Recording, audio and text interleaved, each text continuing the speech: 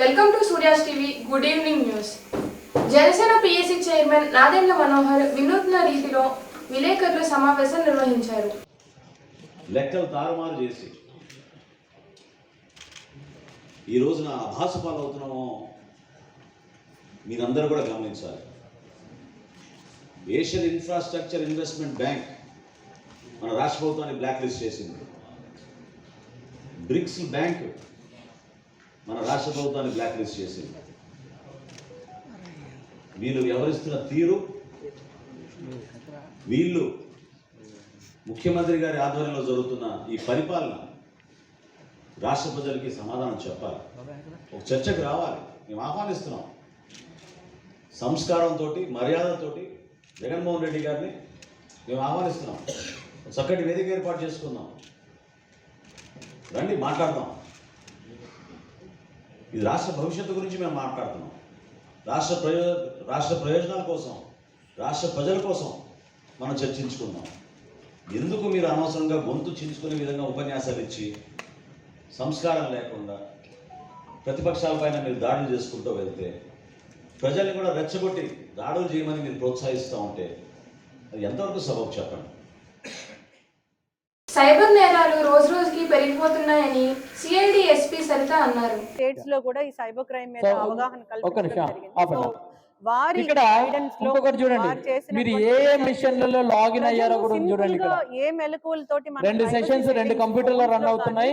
ఒక సెషన్ ఒక Galaxy mobile లో రన్ అవుతుంది. ప్రైవసీ సెట్టింగ్స్ లో చేసేటటువంటి చిన్న అడ్జస్ట్మెంట్స్ అంటే అట్లనే మనం ఎవరైనా మనకు తెలియకుండా లేకపోతే మనం మిస్టేక్లీ ఎక్కడైనా లాగిన్ చేసి వదిలేసినా కూడా ఇక్కడ నుంచి చెక్ చేసుకోవచ్చు అనే మెలకువల్ని ఏ సిస్టమ్స్ లో నేను లాగ్ అయి ఉన్నాను. క్లిక్ ఆన్ టూ సెషన్స్, కార్యదర్శులు click on two sessions Windows common man కూడా తెలియజేసే విధంగా రూపొందించడం ఏముంది.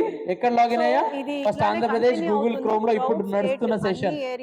సెకండ్ సెషన్ ఎక్కడ రన్ అవుతుంది? 25th రోజు కూడా ఒకసారి లాగిన్ అయ్యి ఉన్నాను.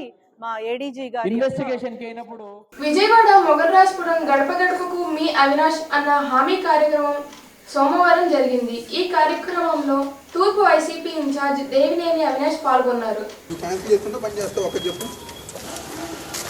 దానికి వివరిస్తానికి, ఇంకేమైనా సమస్యలను తెలుసుకోవడానికి వాళ్ళు గారు ప్రతి ఇంటికి గారు వెళ్తాం గారు జరుగుతాను. ఈరోజు తూర్పు నియోజకవర్గంలో నిరంతరంగా దాదాపుగా జగన్మోహన్ రెడ్డి గారు అధికారంలో చేపట్టిన దగ్గర నుంచి, ఇన్ఛార్జిగా బాధ్యతలు చేపట్టిన దగ్గర నుంచి గారా నిరంతరంగా ప్రజల మధ్య తిరుగుతూ ప్రజానికానికి ఏది కావాలన్నా మేము అది చేసాం.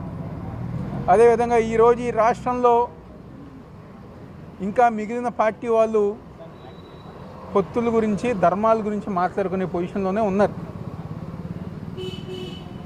కానీ ఈరోజు జగన్మోహన్ రెడ్డి గారు 175కి 175 నియోజకవర్గాలు గెలిచే విధంగా ఎన్నికల సమరం ప్రకటించిన సిద్ధం అని చెప్పని ఈరోజు ప్రజానికం మీరే మా స్టార్ క్యాంపెయినర్లు, ఎవరైతే పథకాలు తీసుకున్న మహిళలు ఉన్నారో, పెద్దవాళ్ళు ఉన్నారో, అమ్మఒడి తీసుకున్న విద్యార్థులు ఉన్నారో, విద్యా దీవెన తీసుకున్న విద్యార్థులు ఉన్నారో, మాకు జనసేన పార్టీ అక్కర్లా, జనసేన పార్టీ నాయకులు అక్కర్లా, ఆ సినిమా వాళ్ళు అక్కర్లా, ఈ సినిమా వాళ్ళు అక్కర్లా, మాకు కేవలం పథకాలు తీసుకుంటున్న ప్రజానికమే మా స్టార్ క్యాంపెయినర్లు అని చెప్పని నిర్మోమాటంగా దమ్ముగా ఈరోజు జగన్మోహన్ రెడ్డి గారు ఎన్నికల సమరం డంకా మోగించిన గొప్ప నాయకుడు ఎవరు? వైఎస్ జగన్మోహన్ రెడ్డి గారు.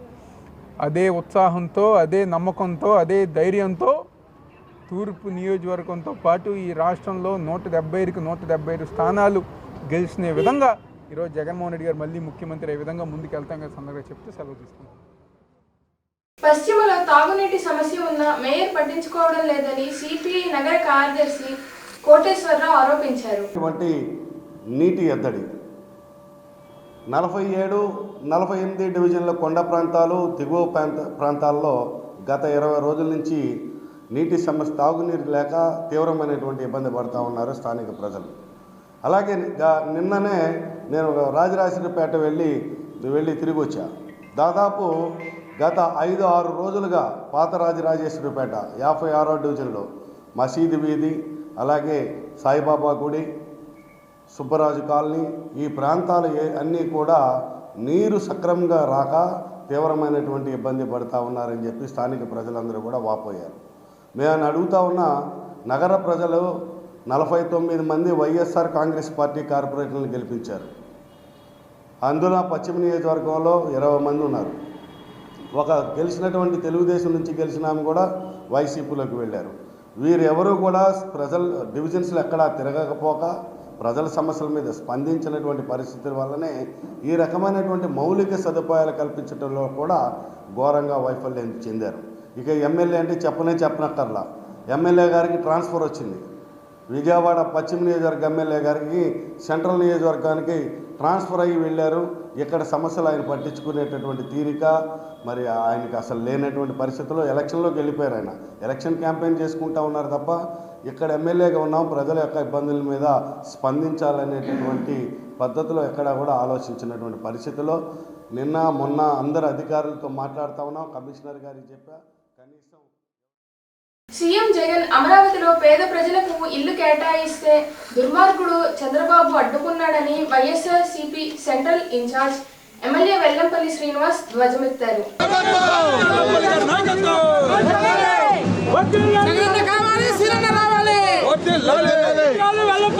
వ్యక్తం చేశారు.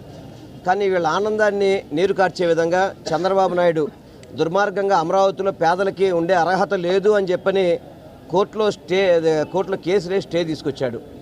కానీ ఈరోజు మనందరం కూడా న్యాయబద్ధంగా చట్టబద్ధంగా వాళ్ళందరికీ స్థలాలు ఇవ్వడం జరిగింది. దేవుడి దయతో జగన్మోహన్ రెడ్డి గారు మంచి మనసుతో వాళ్ళ స్థలాలు ఇచ్చారు కాబట్టి తప్పకుండా అక్కడ ఇళ్ల నిర్మాణం చేపడతామని చెప్పి ప్రతి ఒక్కరికి కూడా చెప్తున్నాం. దీంట్లో ఎవరు కూడా భయపడాల్సిన పని లేదు. చంద్రబాబు లాంటి దుర్మార్గుడు అమరావతిలో కేవలం ధనికులు మాత్రం ఉండాలి, పేదలకు ఉండే అర్హత లేదు అని చెప్పని కోర్టులో కేసులేసి వ్యవస్థల్ని ఏదో అబద్ధాలు చెప్పి ఆ విధంగా వ్యవస్థల ద్వారా ప్రజలను ఇబ్బంది పెట్టాలని ప్రయత్నం చేస్తున్నాడు. అది ఎంతకాలం కూడా ఆగదు. ఎందుకంటే నిజం ఎక్కువ కాలం దాగదు, వచ్చేస్తుంది బయటికి. తప్పకుండా జగన్మోహన్ రెడ్డి గారు చేసే మంచి ఏదైతే అమరావతిలో పట్టాలు ఇచ్చాడో అమరావతిలో అందరికీ కూడా అటు విజయవాడ వెస్ట్ కానీ సెంట్రల్ కానీ ఈస్ట్ కానీ 3 నియోజకవర్గాల్లో కూడా చక్కగా మంచి స్థలాలు పేదలకు పంచిపెట్టడం జరిగింది. ఆ స్థలాల అర్హత ఇప్పుడు కూడా వాళ్ళకే ఉంది. ఇల్లు నిర్మాణం కూడా దేవుడి దయ వల్ల కోర్టులో స్టే కనుక కొట్టేస్తే తప్పకుండా వెంటనే త్వరితగతిన నిర్మాణం చేపట్టి వీళ్ళందరికీ కూడా త్వరితగతిన ఇల్లు ఇస్తామని చెప్పని కూడా చెప్పడం జరిగింది. పేదలకి ఇటువంటి చెడ్డ పనులు చేయొద్దని చెప్పి నేను చంద్రబాబుకి పవన్ కళ్యాణ్కి నేను హితవు పలుకుతున్నాను. ఎందుకంటే ఏదైనా చేస్తే మంచి చేయండి. మంచి చేస్తే ప్రతిదానికి అడ్డుకొని పేదలను ఇబ్బంది పెడితే మళ్ళీ మీరు దిక్కుమాలిన పరిస్థితికి మీరు వెళ్తారని చెప్పని చంద్రబాబుని నేను పవన్ కళ్యాణ్కి మీ ద్వారా తెలియపరచుకుంటున్నాను. ఈ వార్తలు ఇంతటితో సమాప్తం.